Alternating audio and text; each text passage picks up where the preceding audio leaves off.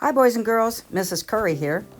And we're going to be talking about the vocabulary words that are in Make Way For Ducklings by Robert McCloskey. First word, mallard. It's a type of duck.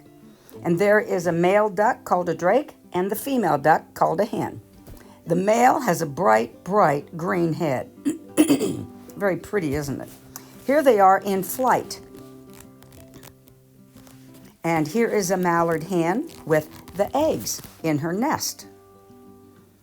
And here are the babies following that mother, already knowing how to swim. In the story, in Boston, where the story was written, there really are statues of this story. And those are statues of little ducks that are in a park in Boston. And the vocabulary word is mallard, a common wild duck. The male has a shiny dark green head and neck. In our story, it says, Mr. and Mrs. Mallard were looking for a place to live. Next word, island. And there's another island. An island has water all the way around it. See this house? They don't need a car because they couldn't drive the car there.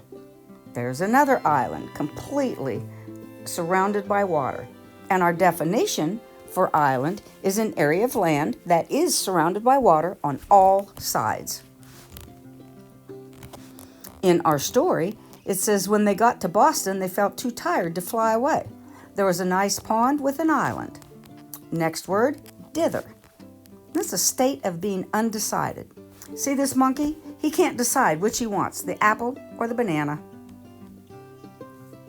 And this says, all of a dither, in a nervous or confused or agitated state. Look at this guy. He's got no idea. All those question marks means he cannot make up his mind. And dither means a state of excitement or nervousness. In our story, it says, look out, squawked Mrs. Mallard, all of a dither. You'll get run over. Our next word is hatch. H-A-T-C-H. And here are 3 mallard eggs. They haven't hatched yet, still in their shell. And there's the little tiny opening in the egg. It's getting ready to hatch. This one is a picture of a chicken in an egg, and it's already pecked its head halfway out. Doesn't have to be chickens. Here are turtles hatching out of an egg. And our vocabulary word, hatch, means to come out of the egg, to be born from an egg. In our story, it says, one day the ducklings hatched out. Our next word is wade. And wade, that we're talking about, is to wade in the water.